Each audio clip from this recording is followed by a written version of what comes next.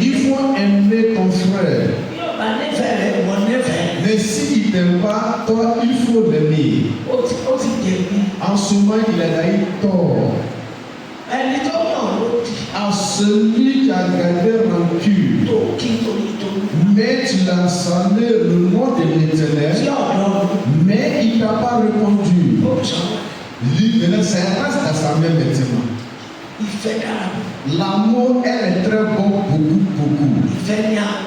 Que l'amour, elle a trop de puissance. Et Dieu aime à ceux qui aiment son frère ou sa soeur. Vous voyez, c'est un témoin qu'ils ont fait ce matin. On dit cet enfant, c'est l'enfant de la gloire. Ils ont attaqué cet enfant.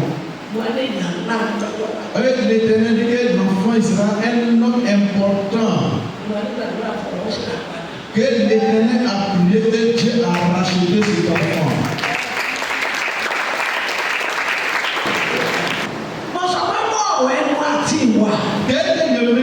Les parents qui sont avec les comportements, mais le bonheur qui ne jamais fait dans le monde, le Dieu peut le faire pour chacun de nous.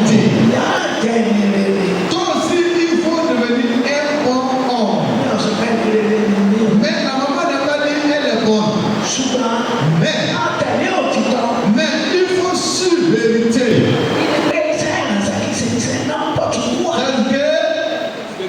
Le ministère de l'Éternel, ce n'est pas n'importe quoi. Et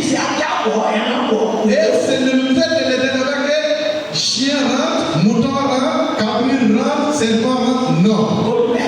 Jamais. Mais ce n'est pas la réunion de la famille. Mais si tu as fait comme ça, que maman elle va te dire. Mais maman fait des prières pour toi. Maman. Qu'est-ce que tu as vu? J'ai vu des défauts et j'ai vu des mais tu ne peux pas l'enseigner le mensonge. Et que tu vas commencer à chercher tout. Et tu vas commencer à dire de n'importe quoi. Et ce n'est pas bon comme ça. Si maman elle a prié pour toi, si la maman incite par l'Éternel, il ne faut pas la demander mais après que tu es devant elle, c'est toi la vie. Verset 1. Recherchez la charité, aspirez aussi au don spirituel, mais surtout à celui de prophétie. 2. En effet, celui qui parle en langue ne parle pas aux hommes, mais à Dieu, car personne ne le comprend, et c'est dans l'esprit qui vit des mystères. 3. Celui qui prophétise, au contraire, parle aux hommes, les édifie, les exhorte, les console.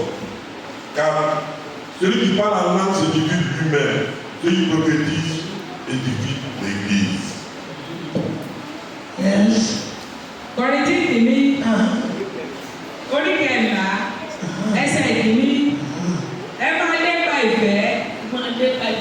Éprouver l'amour.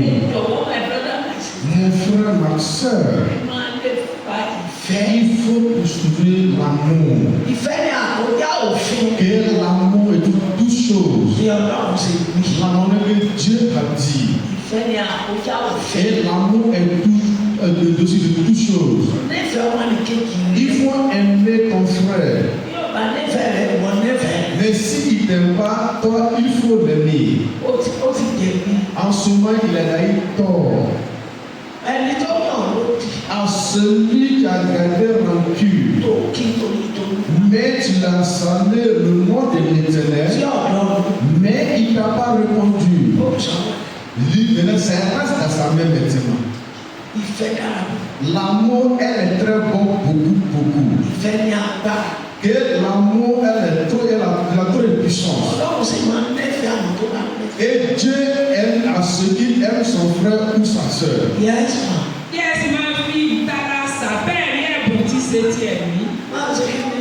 Qui est ma fille, sa père est pour 17e. Vous avez bien compris. Comment m'aider? Tu marches correctement avec ton cœur et tu fais ce qui est bon. Et si tu vois quelque chose qui veut détruire, il faut les arranger. Et vous savez que ça va tomber que tu sois rapidement prendre. Que fidèle que tu ne l'as pas vu par une semaine, tu peux l'appeler. Fidèle qui marche correctement, tu peux l'appeler. Mais à lui qui ne marche pas correctement, tu peux l'appeler.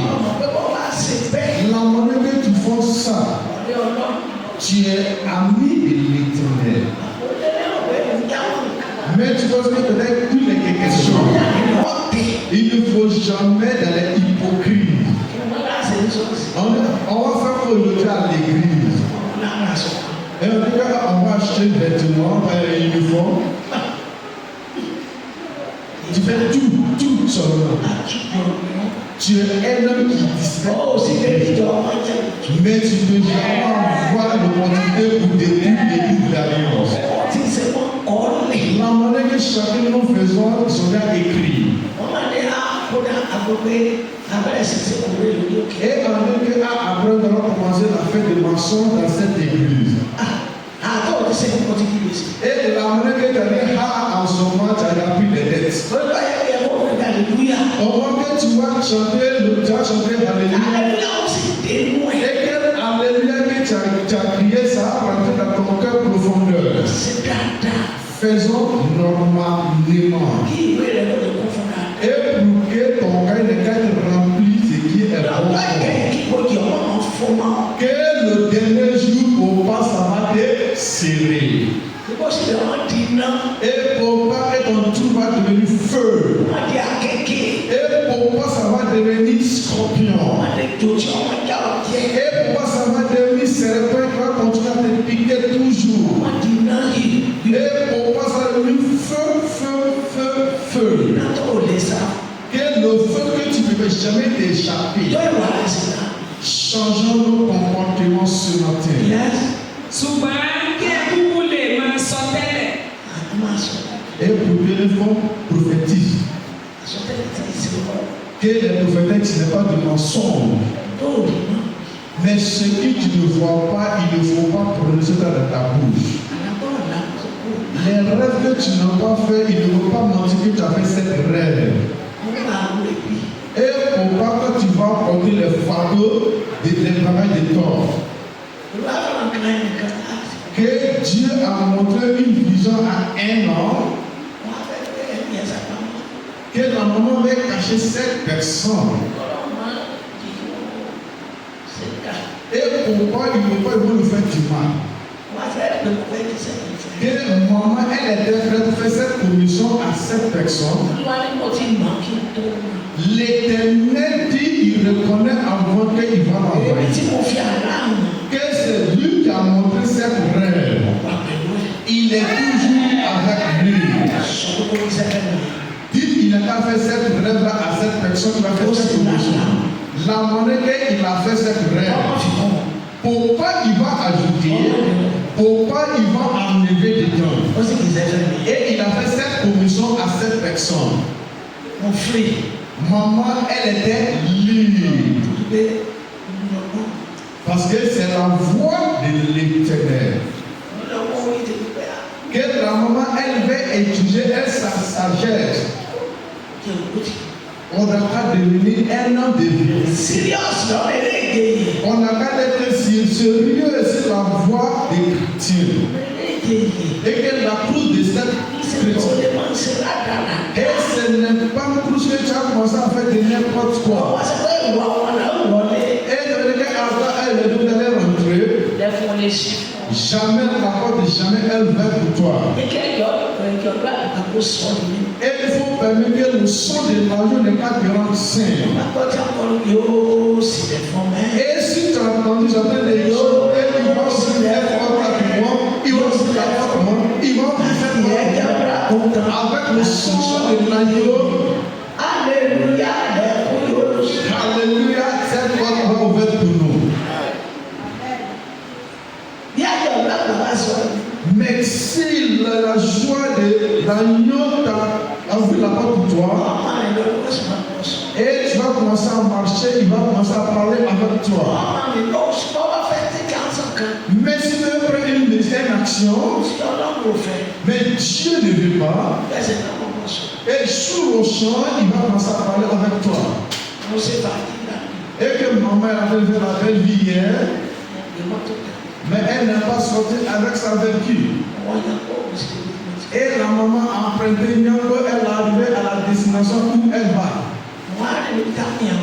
Et elle a fait de marcher où il y a beaucoup d'hommes.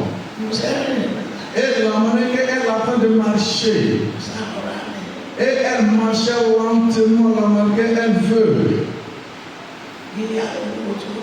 C'est comme ça un pédale de moto-tigre. Et il a couru rapidement, elle se retrouve passée auprès de la maman. Maman, elle continue à regarder sous le champ. Et maman, elle a fait regarder ses pieds, elle se retrouve, tu n'as pas marché sur ses pieds. Mais il n'est même pas encore arrivé où il y a appareil. Et son retour a fait acrobatie. Et maman, elle a passé auprès de l'outil. Mais si tu vas quelque part où au marché, fais très attention. Tu ne reconnais pas ce qu'on m'entend. Que l'ange de Dieu est mis auprès de toi et il peut te pousser. Mais si c'était avant, jamais il ne peut pas. Au moment que la maman a attendu pour le retour, que sous le sol, maman a dit à votre tigre, et ça ne va pas chez toi, votre tigre. Que au moment que la maman est quittée, la maman dit merci à l'Éternel. Et Dieu qui l'a fait sortir à la terre égyptienne. Que l'Éternel dit à la maman que je t'aime.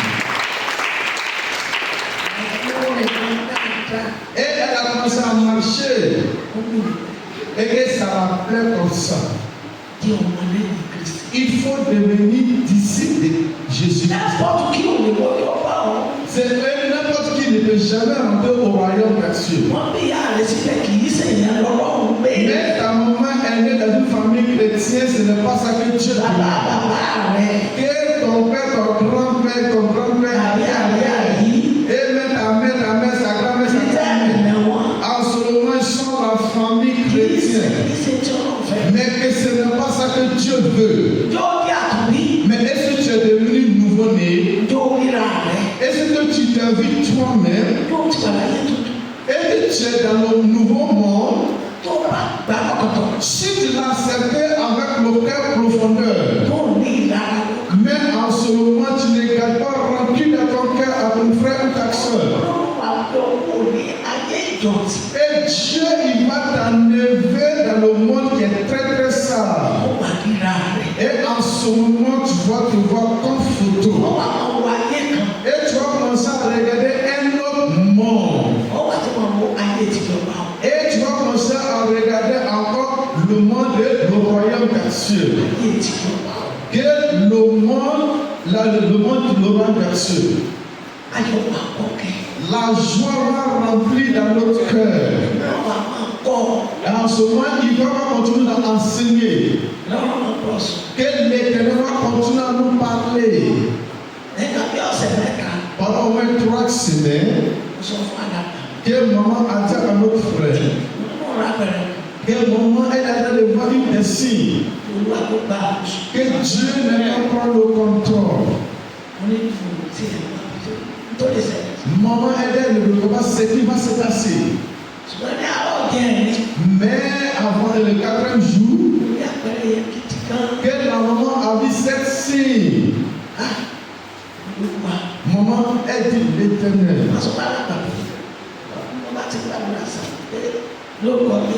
Que maman a dit à notre frère, c'est-à-dire le nom de Jésus, que on ne va jamais avoir le malheur. Que le fardeau du malheur va jamais descendre difficile. Maintenant, le lendemain avant-hier,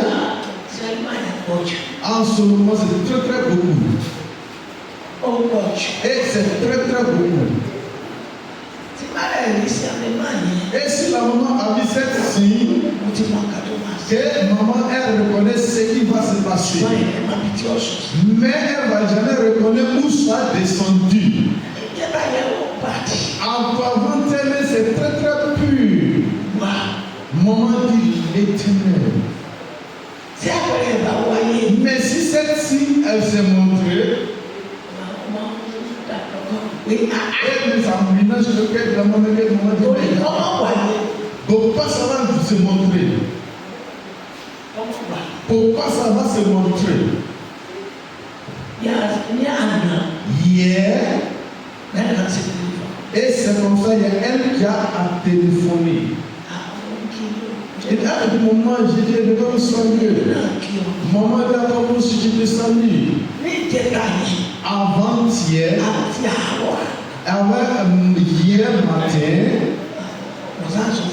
que maman, elle continue à dire à Dieu, l'Éternel, il faut loigner le malheur sinon.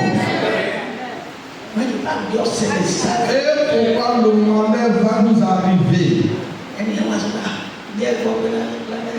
Et maman, la sœur peut dire, est-ce que tu as compris que M. Tempera, Mme Soso, il est mort, elle est morte?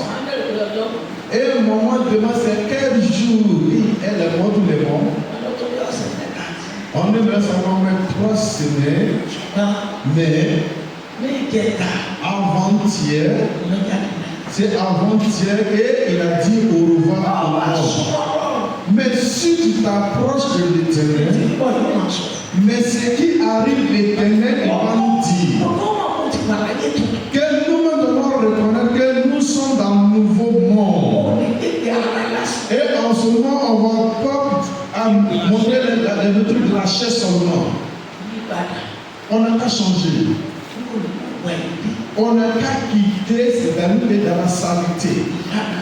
Et la haine, la colère. Et que tu joues aussi. On n'a qu'à quitter le temps.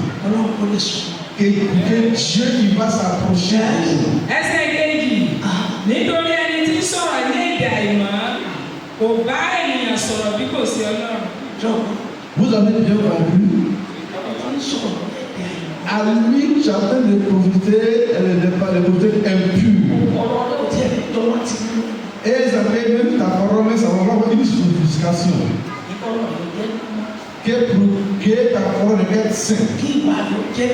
Que nos comportements soient sains. Et la manière que nous faisons, que ça nous montre que celle-là ou celui-là est devenu saint. Mais si tu n'es pas encore devenu nouveau-né, que en ce moment, la manière que tu as de comporter, ce sera différent. Regardez les hommes qui prennent de la drogue qui sont à la gare. À ceux qui fréquentent le bar. À ce moment, la monnaie qui masse n'a pas pareil pour l'Éternel.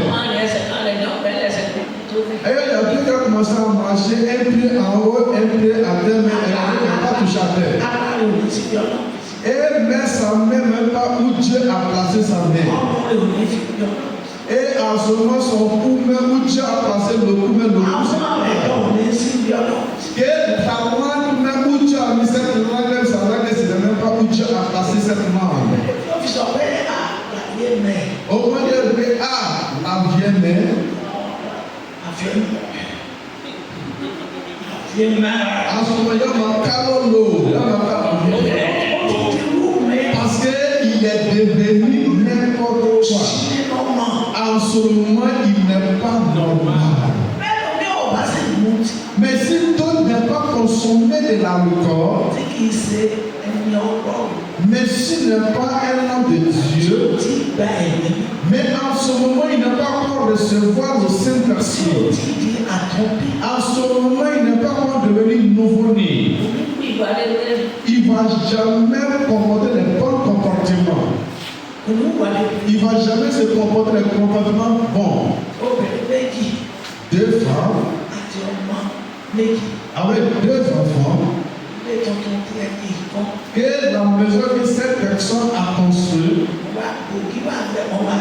et en ce moment il y a un homme qui est là assise. Et la maman que cette dame elle a ouvert la porte, elle est sortie. Mais la dame a dit, vous faites quoi devant ma cour? À ceux qui attendent de parler, ils sont fait âgés plus que cette dame. Il sortait, quitter devant ma cour. Où est son comportement? Est-ce qu'il parle pour l'Éternel? Est-ce qu'il reconnaît à les hommes qu'il a peine de chasser? Que nous sommes devenus parvenir. Et en son il dit à les éprouves, les comportements de fou fort, que les comportements de méchanceté. Il faut devenir nouveau. Il faut demander l'entrée. Il faut disposer ton cœur. Il faut te rendre un nouveau. Il faut te diminuer souvent pour l'Éternel. Que c'est la pensée de lion qui est dans mon cœur. L'Éternel, il faut me changer. Et Dieu va écouter. Et il va me changer. Et nous allons remarquer, nous sommes dans un nouveau monde. Que nous sommes bien quittés dans le monde désordonné. Nítorí kò sí ẹni tí ó gbọ́, ṣùgbọ́n nípa ti ẹ̀mí ó sọ wí. Kò sí ẹni tó ṣe kéde. Nípa. Nítorí kò sí ẹni tí ó gbọ́, ṣùgbọ́n nípa ti ẹ̀mí ó sọ ohun ìjìnlẹ̀. Vous avez bien compris? À l'homme de l'esprit, c'est l'esprit celui qui comprend ce que l'esprit dit. À lui qui est dans l'esprit de l'Éternel. Et les gens en train de parler avec lui, avec elle. Que Dieu va expliquer à la personne qui est en train de parler, c'est un homme de l'esprit. C'est comme ça. Il va devenir comme petit bébé. En ce moment, il va bien connaître. Il va commencer à se comporter les mauvais comportements. Et tu vas continuer à prier pour lui pour qu'il n'ait pas changé, pour qu'elle n'ait pas changé. Et on sera très heureux. On n'est qu'à devenir nouveau-né. Il dit, si tu n'es pas nouveau-né, tu ne peux jamais rentrer au royaume d'Action. Le cœur des lions, mais tu ne sais pas ce qui t'attend de penser. Tout ce qui est dans ton cœur, méchanceté seulement. Et il va tuer bon bébé qui est bon. Et le lion a saisi un animal qui était enceinte. En ce moment, dans son ventre, le lion a mis tous ses dents. Les déserts avec enfants, tout est quitté. Et c'est ça que les lions ont mangé d'abord. Parce que le lion, il ne sait pas vivre lui-même. Et pour qu'il va voir et puis il va chercher sa nourriture. Même si ça arrive là, c'est la même chose, il n'y a pas de problème. Il faut commencer à demander le pardon d'Allah de l'esprit de lion en toi. Que l'esprit qui ne donne pas l'intelligence. Que l'Éternel, j'ai dans souffrir, il faut l'enlever dans ma vie. Et tu vas devenir un homme libéré. Et tu vas devenir un homme différent. Ẹsẹ̀ kẹta, ṣùgbọ́n ẹni tí sọ tẹ́lẹ̀ ń bá àwọn ènìyàn sọ̀rọ̀ fún ìmúdúró. À lui d'après le prophète. Si c'est origine prophétique, et il a pu faire demeurer les gens. Que les gens vont commencer à dire, mais quand il parle, quand elle parle, Et de ce que ça veut dire que ça va agir. Mais tu n'as pas besoin de les gens demeurer. Mais si la tête de parler, ce qui n'est pas bon. Et en ce moment, tu vas faire demeurer les gens. Mais quand tu parles vérité, et en ce moment, l'église va remplir. Vous voyez, voici un témoin qu'ils ont fait ce matin. On dit cet enfant, c'est l'enfant de la gloire. Ils ont attaqué cet enfant. Avec l'Éternel dit que l'enfant il sera un homme important. Que l'Éternel a prié que Dieu a racheté cet enfant. Il sera très heureux. Et ton effort est le consolateur. Mais c'est pas consolateur, tu donnes à ton voisin pour t'avancer.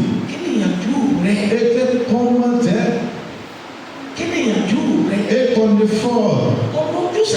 Il n'a pas fait de partialité. À lui qui a recevoir le Saint-Esprit, il est devenu nouveau-né.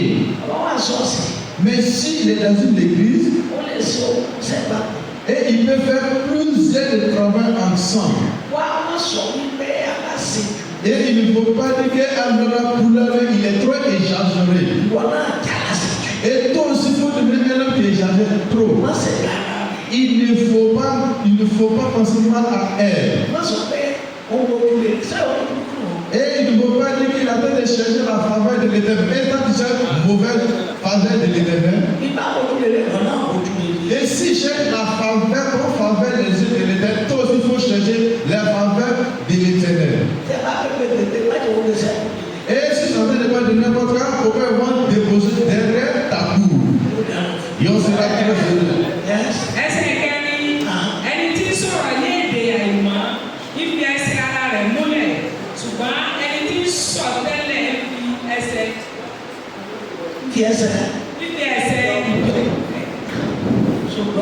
Vous avez bien compris. À toi, tu as besoin de parler des paroles impures. Et tu as besoin de dire à toi-même les paroles impures à toi-même. Mais s'il a dit les paroles exsaintes, et il a de faire demeurer les pieds des fidèles. À toi que tu parles parole des gens derrière. Et tu vas commencer à ouvrir ta bouche comme Gary.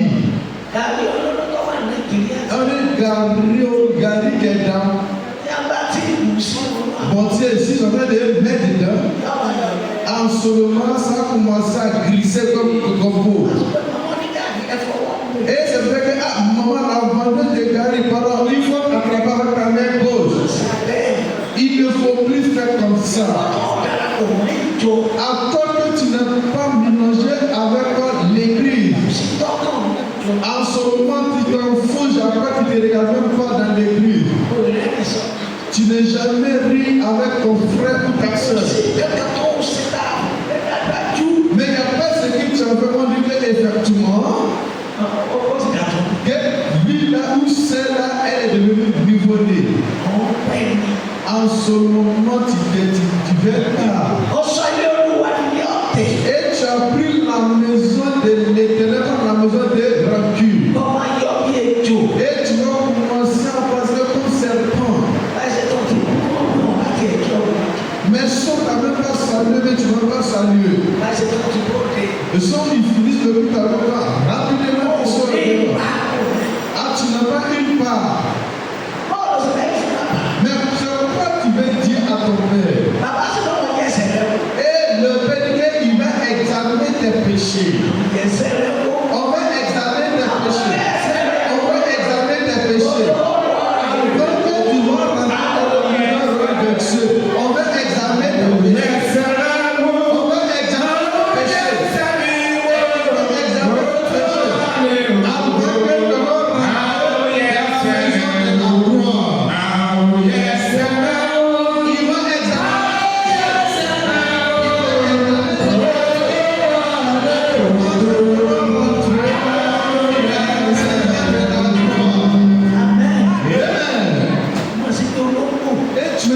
comporté comme chat.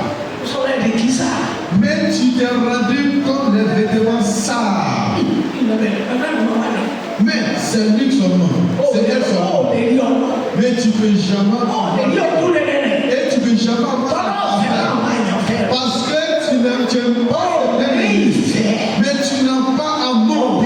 Amen, seulement tu gardes rancune. Et que toutes les fois que tu fais ça se pleure. Que l'Éternel ne peut jamais te répondre. Parce que ton ventre est rempli de serpents scorpions. Et tout ton cerveau, tous ces scorpions. Tu n'es jamais avoir de bons pensées. Tu n'as pas de bons programmes dans ton cœur. Mais c'est quoi que je peux faire que l'église va s'avancer? Mais il t'en fout. Et tu t'es rendu, il faut prier et dire Amen. Mais il faut prier et dire Amen. Il n'y a pas parlé dans l'église, ni à la mosquée, puis et dire Amen et puis je sors. Mais des bagages, tu vas la retrouver à la frontière.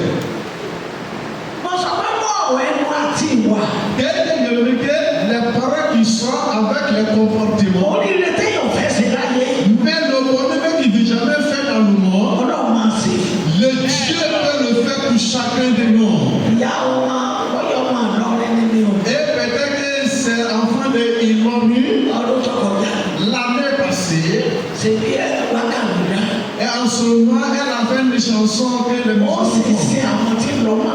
et il a commencé à accompagner à ceux qui s'en vont à la Mecque. À toi que tu n'as pas l'argent de la Mecque, mais tu n'as pas l'argent de Jérusalem. Mais si tu dis qu'ils s'en vont à la Mecque ou à Jérusalem, tu t'en fous, ça ne te regarde même pas. Dieu va faire pour vous aussi. Et je ne vais jamais comme le Seigneur. Mais Dieu a quoi? Mais il faut te libérer toi-même. Ah, si tu as continué comme ça, puis tu es mort dans le mauvais comportement, et tu ne peux jamais rapporter Jésus avec les mauvais comportements. Que les comportements que je s'en fous, ça va être. Si tu continues comme ça, Dieu va lever sa main dans ta vie. Et si tu as été le fidèle de la neige, tu as eu des problèmes. Il faut faire de bonnes choses dans la maison de l'Éternel. Mais si tu as colère contre eux, tu as eu des grands problèmes. L'essentiel n'a pas changé, arranger nos comportements. Au moment que cette dame, elle a commencé à chanter. Mais quand sous le 17 moment, et vous pensez peut-être elle est servante à ceux qui vendent cabato. Mais qu'elle est quittée à la mer, en ce moment qu'elle est quittée à la mer, quand elle est une femme jolie. Parce que l'esprit qu'elle a elle qui l'a menée à la mer. Et il faut dire à ceux qui sont jaloux, tu t'empêches toi-même.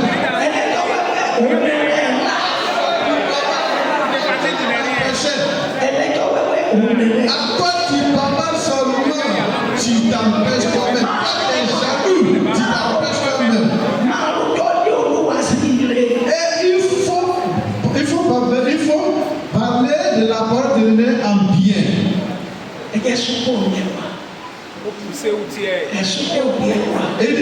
il faut t'approcher. Mais en ce moment, tu prends à l'église. Et les deux et il faut les laisser donc faire les choses eux-mêmes. Mais ce n'est pas eux qui font les choses. Et c'est Dieu qui fait ça. À toi que tu as pris congé, en ce moment, tu as les grands problèmes. Et en ce moment, la souffrance va t'arriver.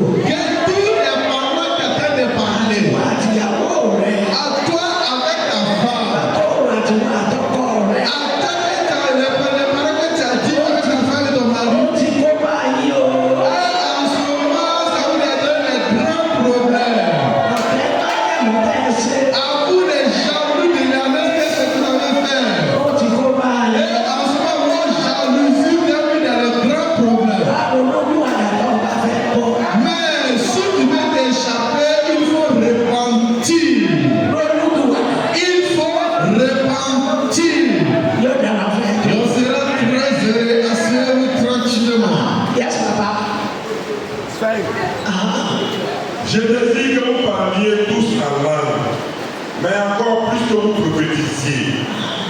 Celui qui prophétise est plus grand que celui qui parle en langue, à moins que ce dernier n'interprète que l'Église en essor de l'éducation. 6. Et maintenant, frère, les cas de vous serais-je si je venais à vous parler en langue, et si je ne vous parlais pas par révélation, ou par connaissance, ou par prophétie, ou par doctrine. 7. Si les objets inanimés qui rendent un son, comme une flûte ou une harpe, ne rendent pas de son distinct, comment reconnaîtrait-on ce qui est joué sur la flûte ou sur la harpe? 8. Et si la trompette rend un son confus, qui se préparera au combat?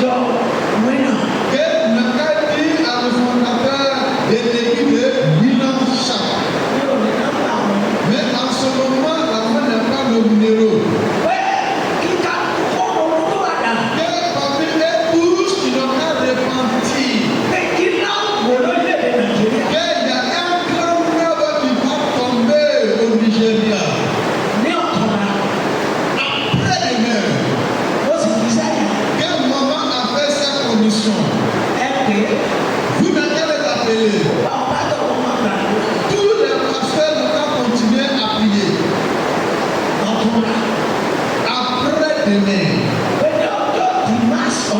Que après-demain qui est le dimanche, que le fondateur, un grand fondateur, qu'ils vont le déterrer avec ses racines.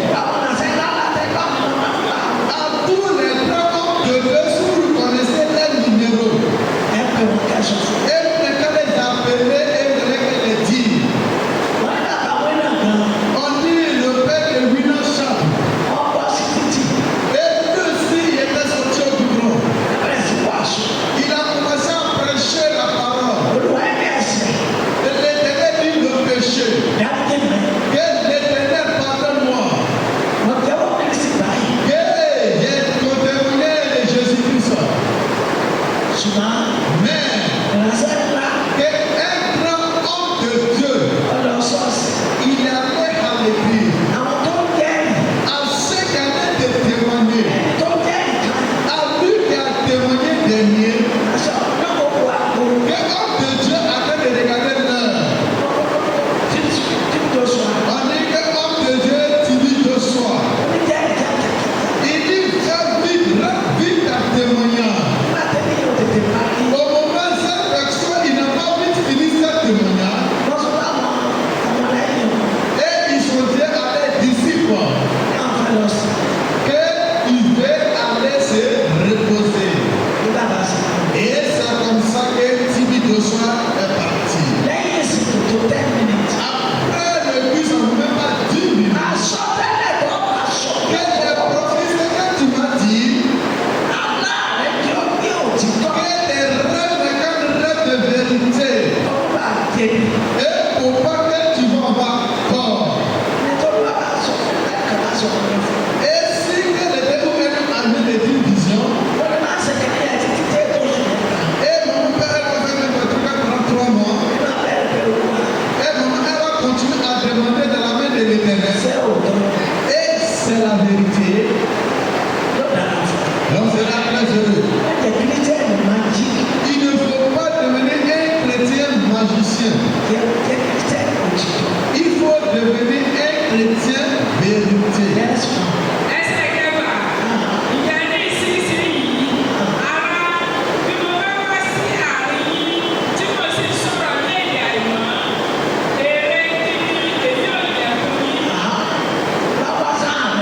Si frère, s'il est venu au milieu de nous, et il a fait de parler la langue impure, mais il a fait de demande à notre mère, mais ça sera comment? Mais ça sera comment dans notre vision, dans notre corps? Il ne faut jamais aider l'Éternel. Il faut t'aider toi-même. On n'a pas devenir un chrétien original, un chrétien vérité.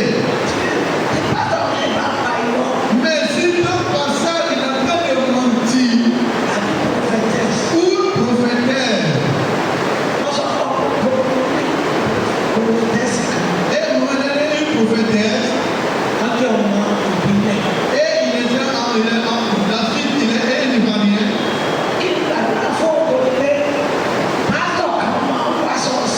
Et dit que maman n'a qu'à prier pour eux, mais il y a un pasteur qui vient dans son église. Mais il n'aime pas. Mais il y a une fidèle qui vénère. Mais elle aime cette fidèle. Mais il veut faire pousser cette fidèle ici. Et dit que ainsi par l'Éternel, il faut marier tant. Et maman a répondu à cette date, tu n'es pas une bonne, c'est un servant de Dieu. Au nom de Jésus, il ne m'a jamais marié. Et tu veux la pousser dans le mensonge. Mais Dieu t'a pas envoyé. Regardez. Regardez parole.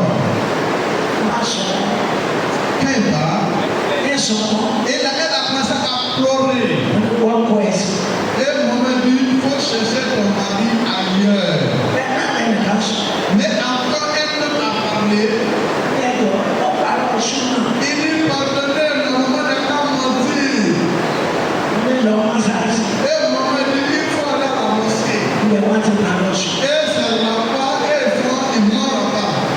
Mais en ce moment, il n'y a pas sous et dans la Bible. L'Éternel dit il ne faut jamais faire par charité. Toi aussi, il faut devenir un bon homme. Mais la maman n'a pas dit elle est bonne.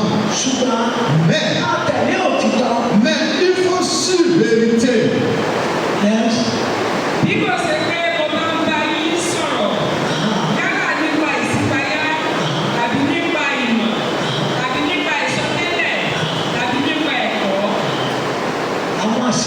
Et que les bonnes choses, les visions, les bonnes visions, et les bonnes visions avec l'intelligence et la sagesse. Maman a parlé une année que maman a dit ça à papa qu'ils vont établir un programme d'école de dimanche. Que déjà le dimanche, l'enseignement de dimanche. Si cet enseignement a commencé, mais ce que tu ne comprenais pas, tu vas poser des questions. Que le Saint-Esprit va expliquer à la maman et la maman va te expliquer.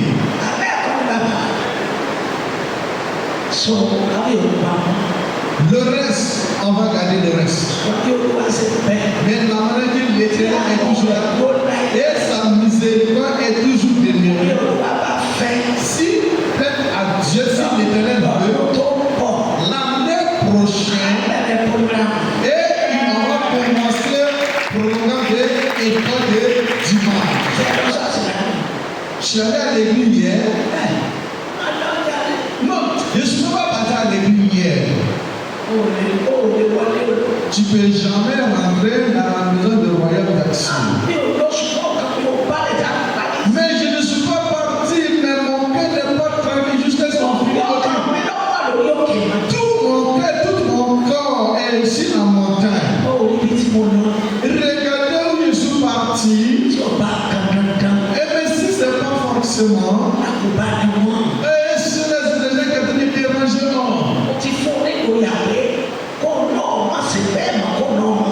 et tu les as donné dans du soupe pour qu'il va recommencer pour qu'elle aussi vienne. Mais quand tu as déposé comme un grand problème à sortir, mais Jésus me dit à l'église jusqu'à lui-même Jésus va Jésus décourager. Et en ce moment, tu as pris pour éteindre le feu de l'esprit. Dis à ton voisin ou ta voisine, il ne faut plus recommencer.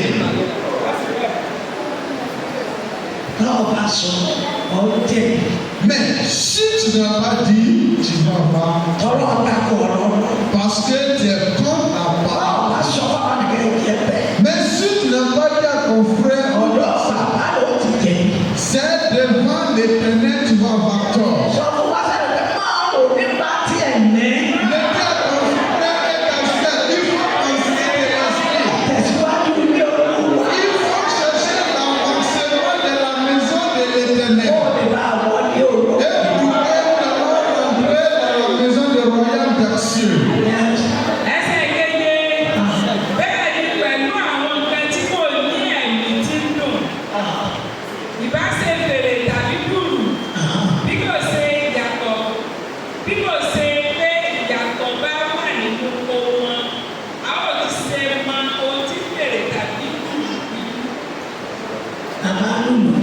S'ils sont en train de taper dans le temps, et ils sont commencés un piano, et en ce moment ils doivent taper tam-tam,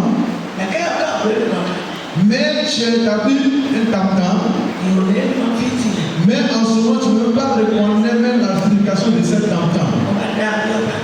Si c'est bon ou ce n'est pas bon. Mais si c'est doux ou ce n'est pas doux. Mais tu peux jamais connaître la valeur de cette tam-tam. Mais si tu as rassemblé tout, et en ce moment tu vas reconnaître qu'elle est très très bonne.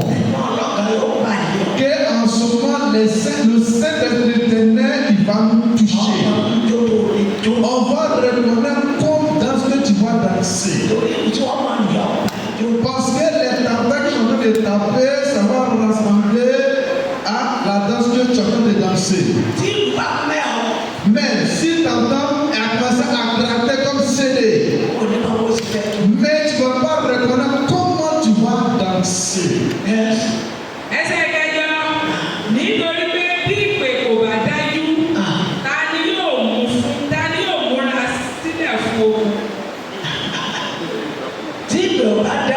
si la paix il n'est pas réel,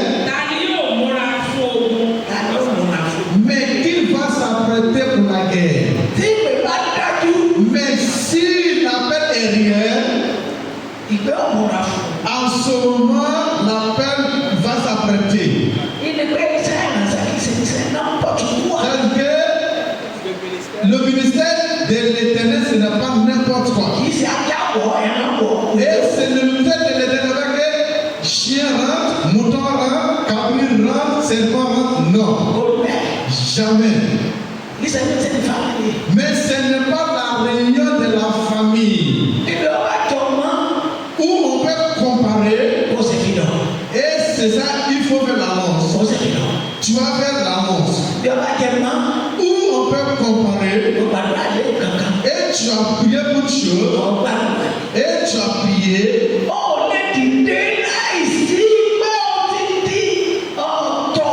Et tu ne peux jamais te lever de que tu vas voir un moment différent. Et chaque fois des signes. Et tu vas te lever pour seulement te donner l'homme de Dieu. Mais ce qui t'a commencé à parler, tu ne vas pas reconnaître ce que tu vas dire. Et il y a un homme, on dit n'a qu'à prier au Nigeria. Que le pasteur dit que arracher le micro dans la main de cette personne. Alléluia, alléluia, alléluia. Après 3 alléluia.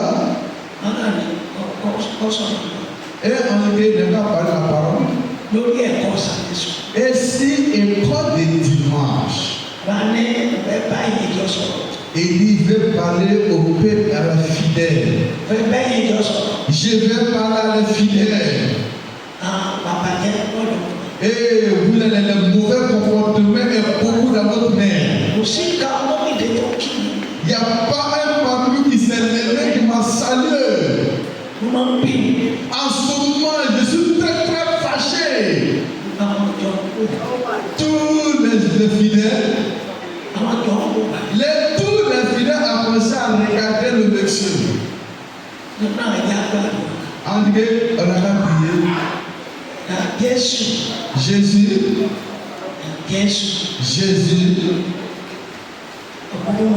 Jésus, effectivement, tu me connais déjà. Mais si je n'aime pas à me trouver à manger, mais si je n'aime pas les vêtements à porter, que en même temps je suis en train de débrouiller comme ça. Vous voyez que les saucisses qui est dans ses pieds, et que ça fait 3 fois il a déjà donné aux coordonnées, ils ont déjà cuisi cette saucisse. Mais ils sont en train d'adorer Jésus. Et l'Éternel, il faut nous sauver. Au nom de Jésus-Christ. Avant qu'il va arriver, au nom de Jésus, il a prié, ils ont arraché le micro de sa main. On dit qu'il n'est qu'à se mettre au milieu à ceux qui attendent de balayer. Mais là, c'est l'œuvre de l'Éternel. Et comment vous prenez l'œuvre de Dieu? Il y a si. Mais si cette signe, homme de Dieu n'est pas cette signe, mais si ce n'est pas un homme de Dieu qui s'est occupé lui-même, il ne peut jamais tenter. Vous n'avez pas remarqué, et vous n'avez jamais remarqué, à celui que Dieu n'a pas appelé. Mais si notre prêcher, que les hommes des ténèbres, ce que tu as vu, c'est ça que tu as vu. Que les yeux des haricots de Maïmé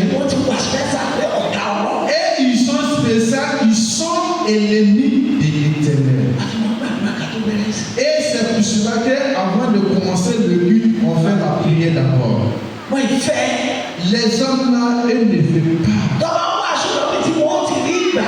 Et vous savez, les prêcheurs, ils vont avoir le salut. Parce qu'ils sont des gens qui vont se perdre, ils ne veulent pas. Tu as fusillé la main. Alors que son appel n'est pas garanti. Avez-vous peut-être appris si que les signes qui a lu en elle, que c'est Dieu qui va dire cette signe. Il y a plusieurs personnes qui sont venues trouver la maman prophétesse. Que l'Éternel me dit qu'elle ne fait même de Dieu. Et l'Éternel me dit qu'elle ne fait même de Dieu. Maman demande à cette personne, c'est quel signe tu as vu. Il a dit qu'à maman, il est dans le champ.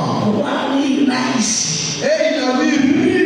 Et il avait ri qui a donné, mais lui est penché.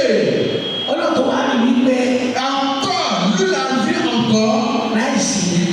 Oui, c'est ri. Mais lui là a donné beaucoup. Encore, il a vu encore. Cacao. En ce moment, encore il a dit qu'il était au bord. On lui donne l'argent de cacao. Et c'est ça qu'il est en train de faire actuellement. Maman demande, tu vas dans quelle église? Il dit qu'elle va dans une église évangéliste. Maman dit, est-ce que tu as dit à ton pasteur? Il dit, il a expliqué le pasteur. Il dit, la manière que la graine de riz est très très beaucoup. Mais s'il était arrêté auprès de lui, qu'ils vont faire ensemble. Et c'est comme ça, les grains des hommes vont venir, les passagers. Maman dit, il faut encore le dire. Que c'est homme de Dieu, même tu faut le dire. Qu'il n'est qu'à demander l'appel de Dieu parce qu'on n'a pas appelé. Maman dit, il ne faut pas tenter. Et au moment que tu vas tenter, il faut aller dans le champ de ton père. Et il faut aller planter lui.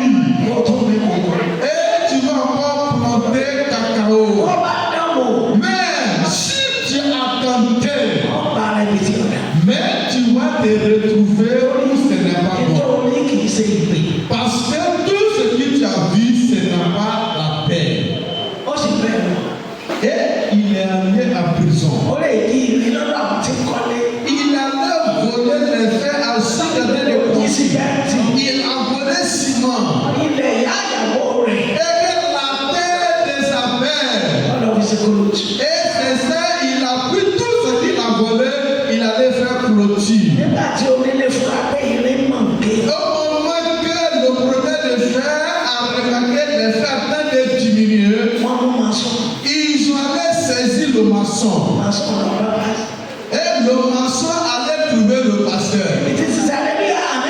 Où il a dit Alléluia. Et en ce moment, les quatre autorités se sont arrêtées. On dit mon ami, sors dehors. On dit le pasteur, il faut sortir. Et la robe leur donnait grande maladie. Mais en ce moment, il ne peut pas échapper jusqu'à actuellement. On sera très heureux. On ne va jamais avoir la honte. Et faisons correctement. Il ne faut pas sauter comme abouti. Mais ils vont t'appeler, mais reste tranquille, il faut attendre ton tour. Il faut être patient. Il continue à prier. Il faut dire à l'Éternel, l'Éternel, il faut m'utiliser pour ta gloire. Je t'appartiens, l'Éternel, il faut m'utiliser pour ta gloire.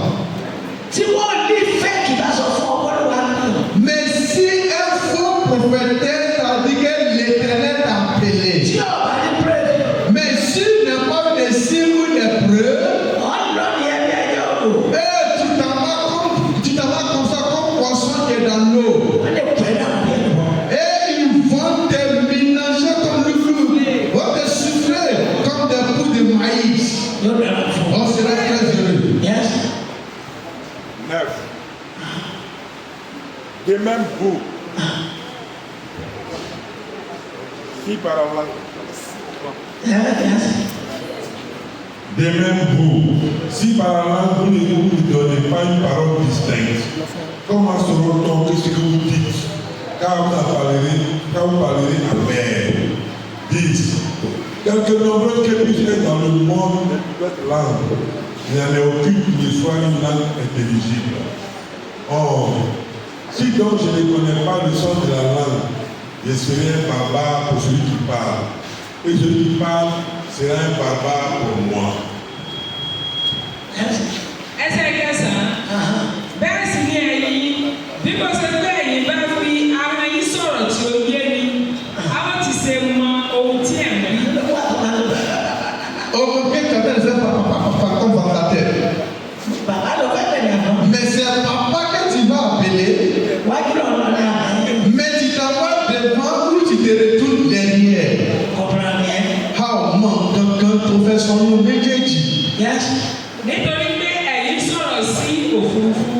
Et tu as train de parler les prières seulement. Et tu as train de parler ce que Dieu même ne reconnaît même pas. C'est en train de parler sur les nuages seulement.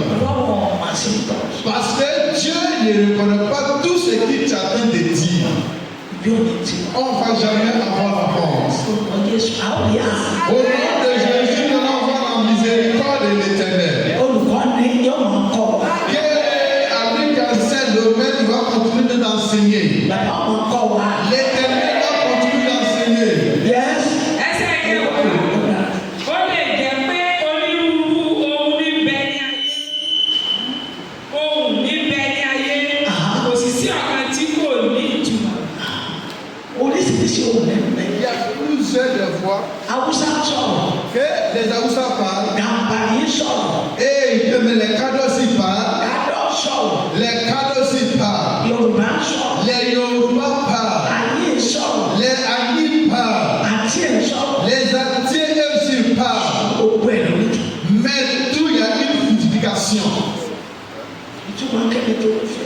Mais il y a un regard à celui qui n'est pas bon. Mais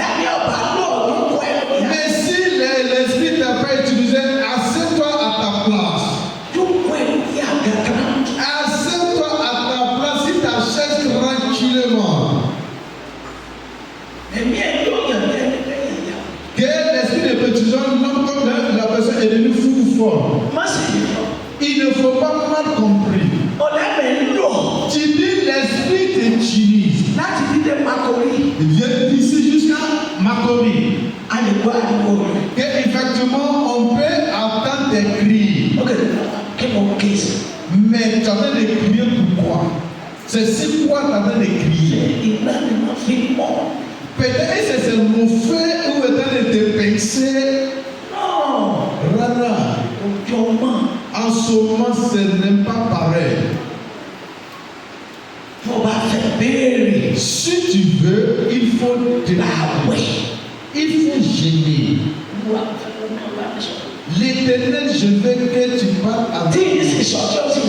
Et que tu vas parler et puis ça va agir. L'Éternel parle avec moi. Et l'Éternel va parler avec nous. Mais c'est qu'il n'y a même pas de justification.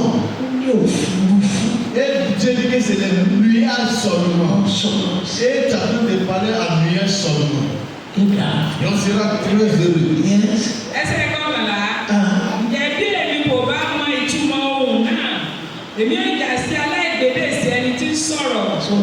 Ẹni tí ń sọ̀rọ̀ yóò sì jà sí aláìgbédè sí mi. Vous avez bien compris.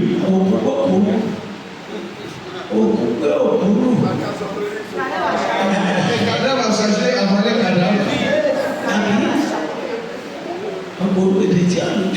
Et tu appelles les langues, mais il n'y a pas de signification.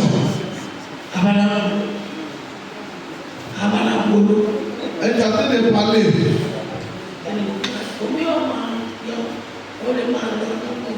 Il y a deux mains, il peut commencer à marcher sur la route. Il demande le prix de tomate, c'est combien? Regarde, ça, c'est 500 francs. Mais celle-là, c'est 1000 francs. Mais celui-là est 300 francs. Même en ce moment, il va commencer à parler la main. Il est au nom de Jésus. En ce moment, tu es devenu fou ou fort. Tu es venu payer ton mal à la Qu'est-ce que c'est? Mais la vendeuse de tomates va demander, madame, tu as quoi? Il n'y a pas de signification. Il n'y a pas de signification. Dis à ton voisin, ta voisine, il ne faut pas te fatiguer toi-même. Il faut rester tranquille. Il faut continuer à prier, mais éloigne-toi des péchés. Pour que tu vas avoir des dons, recevoir des dons dans la main de l'Éternel. 12. De même vous, puisque vous aspirez aux dons spirituels, que ce soit pour l'éducation de l'Église que vous cherchiez à posséder abondamment. 13. C'est pourquoi que celui qui parle en langue prie pour avoir le don d'interpréter. 14. Car si je prie en langue, mon esprit est en prière, mais mon intelligence demeure stérile. Amen. Mais il y a pas de de parler de mais tu as fait de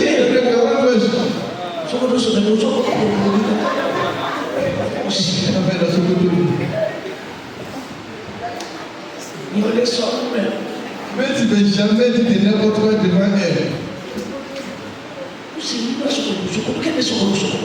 Mais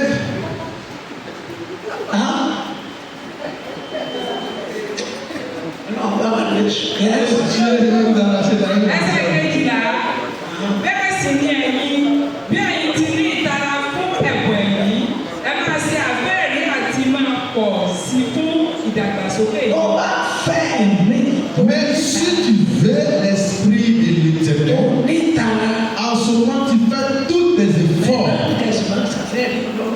Et c'est pour ça qu'il faut continuer à chercher la faveur de l'Éternel. Et en ce moment, il faut t'approcher de l'Éternel. Quelle maman, elle ne veut pas que tu la demandes ce que tu as vu. Qu'elle n'est pas forte, mais elle a fait de prier pour toi. Mais si tu as fait comme ça, quelle maman, elle va te dire. Mais maman fait de prier pour toi. Maman, qu'est-ce que tu as vu? Elle m'a dit que j'ai vu des défis. J'ai vu des défis. Et j'ai vu des défis. Mais tu ne peux pas l'enseigner le mensonge. Et tu peux faire comme ça chercher faute. Et tu vas commencer à dire de n'importe quoi. Et ce n'est pas bon comme ça. Si maman elle a prié pour toi, si la maman va ainsi par l'Éternel, il ne faut pas la demander à pouvoir. Mais après que tu es devant elle, c'est toi la vie. L'essentiel, il faut avoir la foi.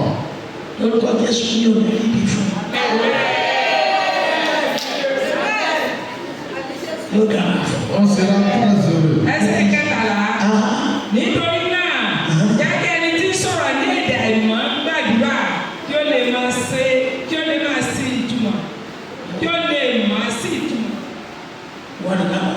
C'est toi-même tu reconnais ce qui t'a fait petit. Mais arrivé, si tu arrives à faire où tu veux prendre ambition, où tu veux. Mais si on veut de parler en arabe, il n'y a pas une signification. Il n'y a pas une signification.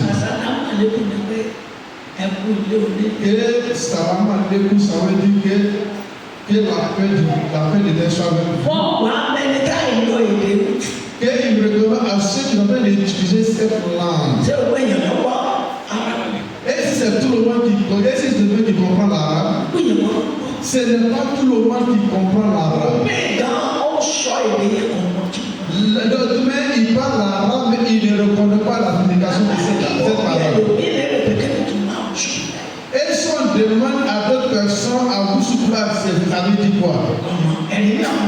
ne reconnaît pas ce qu'il est à Moussou, là, il va commencer à vivre sur le monde. Et c'est une seconde en hébreu, ça va être en arabe. Que l'Éternel, il faut chasser le diable. Mais il dit, mais il ne peut pas expliquer cette parole. Maman, elle continue de dire merci dans cette montagne. Que maman, elle dit, elle ne veut pas ça. Où Dieu t'a mis, c'est là-bas, il faut être. Ẹsẹ̀ kẹ̀ńlá nítorí náà bí èmi bá gbàdúrà ní èdè àìmọ̀ ẹ̀mí mi ń gbàdúrà ṣùgbọ́n òye mi jẹ́ aláìléso. Vous avez bien compris? Impur. Le péché est beaucoup. Et pour ce qui t'a pu me rapprocher tes cheveux. Et que vous n'avez même pas les vêtements puissants. Et tout ce qui t'a bien la paix chez toi à domicile. Et tu as train d'invoquer Jésus 5, 5, 5, 5. Et les transactions que tu as déjà fait où tu as mis dans ton placard. Et ce qui te met d'accompagner de l'argent au marché. Et sur tout ton argent, ils vont voler. Et tiens, prends ça, il faut mettre dans quel où tu mets ton argent. Et ça va commencer à tirer les clients. Mais si tu as telle chose dans ta main, arrivé chez toi à domicile, il faut aller jeter. Toutes les choses de l'Éternel, c'est vérité, vérité, vérité, vérité. Tu attends de parler, que ce que tu as parlé, et ils ont trouvé que c'est vérité. Et ce que maman dit que c'est vérité, elle m'a dit que c'est vérité. Et ce qui n'est pas vérité, elle m'a dit que c'est pas vérité. Si c'est une seule parole seulement qui est vérité dedans, qu'il y a un homme qui a parlé dans cette montagne, mais effectivement ce que cette personne a dit est bon. Et il y a des où il a fait des erreurs. Il a mal utilisé le médicament. Que maman dit à Dieu que cette personne n'est qu'à confesser. Il n'est qu'à dire vérité. Il n'est qu'à dire vérité. Il ne faut pas sauter. Il ne faut pas sauter. Mais à toi, ton mari, dans toute la chambre là, il faut fuir. Et ce qui t'a fait, c'est qu'il a utilisé sur le champ, il faut m'appeler. Il y a un homme qui a l'eau de Nigeria pour lui donner. Mais c'est qu'il lui l'a vu, qu'il a coupé l'eau de l'alliance et il attend de mélanger avec l'eau de la veille du Nigeria. Et c'est comme ça qu'il a consommé les deux. Et puis il a allé se coucher. En ce moment, il n'y a plus de sommeil pour lui. Et qu'il a saisi cette personne ne peut pas. Et au moment qu'il s'est échappé même dans sa main, il est rentré dans la cour. Et il a commencé à aller taper la porte des Ivoiriens. Et que la vérité quand c'était ta femme là, vous avez dit quand c'était ta femme, c'est pas que toi. En ce moment, ça fait du mal sur lui. Que l'eau des ténèbres avec l'eau de la lumière, ce n'est pas la même chose. Et maman l'a arrêté. Que maman dit, je ne veux plus te voir. Mais tu as utilisé cette eau, il dit, oui, il est utilisé. Avant qu'il va répondre, il a plus subtilité silencieux d'abord. Et après, il va commencer à rire. Et à Azumé va dire que c'est toi qui es mon patron. Vous voyez que les paroles, ce n'est pas la même chose, c'est mélangé. Et si tu as pris la puissance des ténèbres, je serai très heureux. Et pour que la main de la n'a qu'à prier de Ernest pour lui, que les voisins, les frères, ils parlent parce que c'est pour les ténèbres. Après qu'ils prennent l'eau, ils sont allés, ils vont aller se laver. Parce qu'ils sont dans la maison de Boukoumi. Que peut-être que ce mari est calmeux qu'il va vite rentrer, qu'il va prendre l'eau qui sort avec dans sa main, lui qui est obligé d'aller à bout, et il va aller renverser l'eau là. Que il va aller appeler que c'est un homme. Il ne faut pas salir le nom de l'Éternel. Miséricorde. Que la miséricorde continue à répondre dans notre vie. Mais tout ce que nous allons faire, faisons vérité. Il faut demander avec la prière. Et il dit, tu restes tranquille. Il ne faut pas te comparer. Il y a d'autres. Il y a d'autres, mais ils n'ont pas prêt pour faire le tour de l'église. Mais s'il a vu qu'il a vu tout, il veut faire le tour de l'église. Mais en ce moment, elle ne se va prendre de ce qu'elle va faire qu'un tour de l'église. Fais pour toi. Que les témoins que tu as fait avec l'Éternel, c'est ça qu'il faut faire. Parce que la maman de Rachel, elle a fait le tour de l'église. Mais pour toi là que c'est faux parce que tu as vu la maman de Rachel, elle a fait 4 tours de l'église. En ce moment, pour toi, elle n'est pas exaucée. Mais ce n'est pas dans la main de la maman prophète. Mais tout ce qu'il t'a dit